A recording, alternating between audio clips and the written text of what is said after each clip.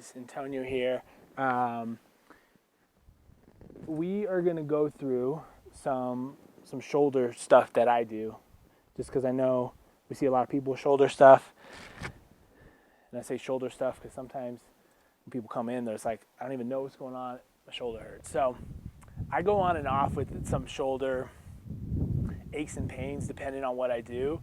And when I say the triggers that I have, it does not mean that these movements are inherently bad for any one person. It's just something that I, for whatever reason, tend to struggle with. And part of it is I know that I don't necessarily do the necessary prehab that I probably should do if I want to be able to do these more dynamic movements. So what that is the kipping motion.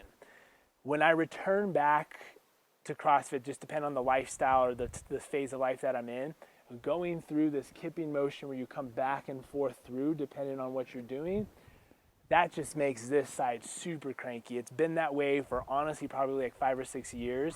I've had a number of falls on both sides that kind of change how my shoulders feel on any given day and point. But then I also know when I'm not doing certain things, it just doesn't feel as good as it should. So part of when we deal with an injury, our body might not be the same as it ever was, depending on the extent of that injury. And sometimes we have to do certain exercises on a consistent basis to kind of keep things at par, at bay.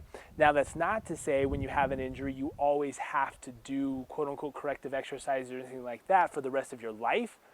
But we do tend to find that keeping a nice balanced structure in terms of strength and stability and mobility is super important. So what I'm feeling now, I don't have any pinching. I got full range of motion. It's a little, I mean, again, this is like stuff that patients come in, they're like, how do you describe it? I don't know. It's a little clicky. It's a little shifty.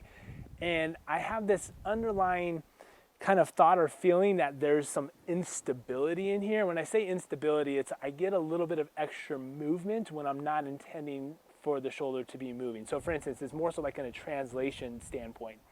And that being said, I tend to find that my pec's a little bit tighter, my posterior rotator cuff and posterior capsule seems to be pretty tight.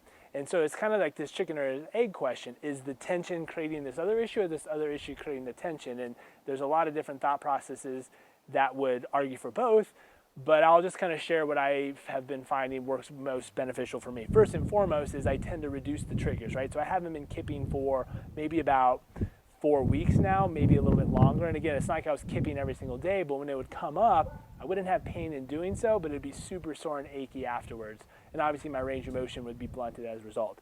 But I tend to find that more horizontal pulling and very direct and specific tends to make this backside feel a lot more stable. So my go-to, if you have it, is a suspension trainer. I'm gonna turn this just ever so slightly. And I just do TRX rows. This is one of the things, when I do TRX rows, my whole body tends to feel just a lot better. So if I'm doing a TRX row here, right, I'm in a plank position, I'm gonna lower myself down, and I'm simply just gonna bring my hands up to my ribs. Now, I don't wanna get up super high here where I'm shrugging. I tend to try to do a little bit of a lower shrug, a lower row, so that I can pack myself back a little bit more. And hopefully you guys can hear me find those dogs yipping in the back. But what I'll do is I'll do these in a tempo. So I'll go super slow and controlled where I lower myself down, I'll pull up, and at the top I really focus on making my chest nice and broad and packing my shoulders back. And then from here I'm gonna lower nice and slow down and then repeat. So depending on how taxing this is for you, I usually do 3 to 5 sets of about 12 to 15 reps. And what's super nice about the TRX row is if you start to feel like you're getting super fatigued, you can alter the tension by simply stepping back a little bit more and make it a little bit easier. So that's one of the options that I've been doing and has been significantly helping. Now, and I'm doing this outdoors today because it feels so great. Now, a couple other options is, this is more of the stretching options that we have.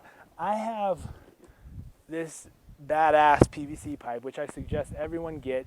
You get I think this is like a rubber leg stopper, and this is a 2-inch PVC pipe. What's great is you can like bend it and it's not gonna really snap on you. Not really, because that hasn't happened to me yet, so be careful. But we're just going to do some shoulder mobility. What's nice about taking a big, nice, long PVC pipe here is I can get super wide and I can go through a lot of different positions. But doing these pass-throughs really help open up your chest and shoulder during some sticky points. So you just kind of go back and forth. Then some people call these like around the worlds. Start hitting all these different shapes and positions in which we challenge the shoulder for its mobility. And what I tend to find is like if I find something a little sticky, I'll kind of just wave back and forth, try to work that out. Now, one thing that I've definitely found that, again, maybe because of the tightness, maybe because of the instability, that has been lacking is my extension. So I try to work extension both with a pronated grip as well as a supinated grip and just try to work on hitting some more extension here. Now, again, you hit this with your pass-throughs, but as you're doing your pass-throughs, right, depending on the grip position, it's going to be a little bit harder. Now, I like to kind of then reverse it and see if I can get high through here. This is also really well done if you like hook it up to a band or that TRX and try to help pull you back a little bit more to get a little bit more of a stretch. Now, I play with dumping and retracting to try to, again, feel like where I'm feeling limited. Also, external, internal rotation. Because again, that's all part. We can't just say that you're going to stretch something the best way if you're just being super linear. There's rotation, protraction, and retraction components that are also going to change all of that. Number 3, get a band. These are these assistance bands. You can use like any standard physical therapy or chiropractic rehab bands, like those like TheraBands, but we're just going to do some pull aparts. Okay? We're just simply just going back and forth and pulling this band across. You can go and do some different positions, but I just pretty much just come back and forth here. If you have it anchored, you can do some pulls, but we get kind of that same pulling motion with that TRX row. So I try to just come back and forth here. Hold, again, play with some external, internal rotation to get a little bit more of that stability in. Okay, and then I'll bring it up here and I'll do that same thing, but I'll come and do like a pull down. Now, again, a lot of questions is like, well, how many sets and reps? I often don't do sets and reps. I know I gave suggestions for that TRX. I'm more or less just, you know, kind of spend like 2 to 3 minutes on each thing and just try to just accumulate reps. I'm not going to fatigue or anything, just trying to get a lot of that volume in. Last but not least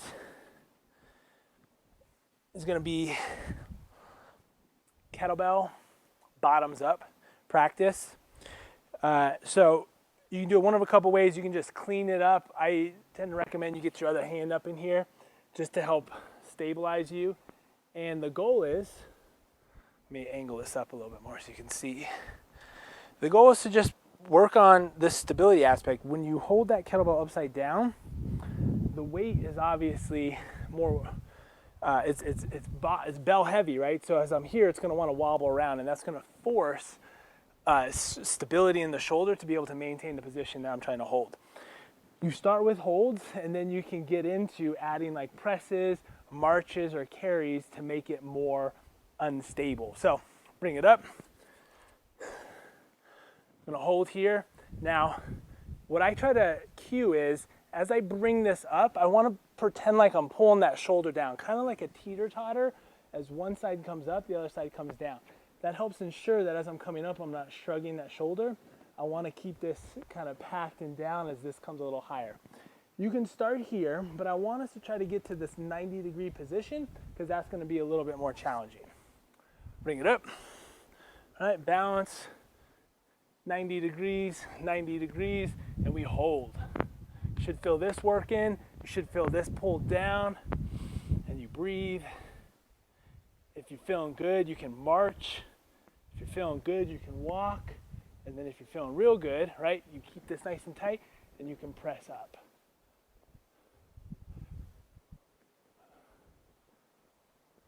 Okay, so again, what I tend to do,